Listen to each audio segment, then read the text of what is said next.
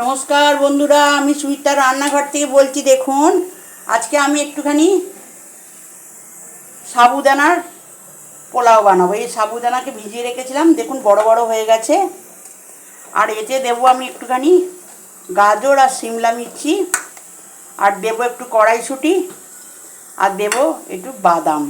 এটা দিয়ে আমি এটা তৈরি করব। প্রথমে আমি একটু বাদামটা ভেজে নিলাম, একটু ভেজে নিচ্ছি।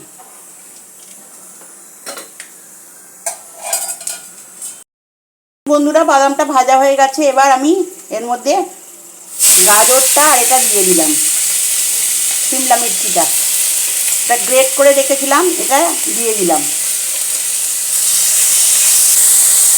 তার সঙ্গে কড়াইশুঁটি কটাও দিয়ে দিলাম। দিয়ে এটা একটুখানি ভালো করে ভেজে নিয়ে আমি ফেরত আসছি। দেখুন বন্ধুরা, এটা মোটামুটি ভাজা হয়ে গেছে। এবার এর মধ্যে আমি কি মশলা দেবো দেখুন। একটু ধনে গুঁড়ো দেবো, আর এই হাতে তৈরি করা আমার গরম মশলা এটা একটুখানি দেবো, আর একটু নুন দিয়ে দেবো, যেটা পরিমাণটা আমার লাগবে। এইটা দিয়ে আমি এটা পুরো রেডি করে ফেরত আসছি। দেখুন বন্ধুরা, এটা কিন্তু মোটামুটি হয়ে গেছে। এবার এর মধ্যে আমি সাবুদানাটা দিলাম।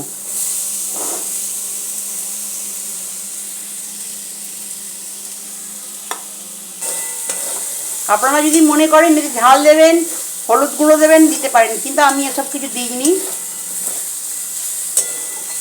আমি এটা এরকম সাধারণভাবেই করলাম। দেখতে পেলেন এই রেসিপিটা। যদি আপনাদের ভালো লেগে থাকে, আপনারা আমার সাবস্ক্রাইব করবেন, সাইডে থাকা বেলটা দাবিয়ে দেবেন, লাইক করবেন, শেয়ার করবেন, কমেন্টে অতি অবশ্যই লিখবেন। আমি সুমিতার রান্নাঘর থেকেই বললাম।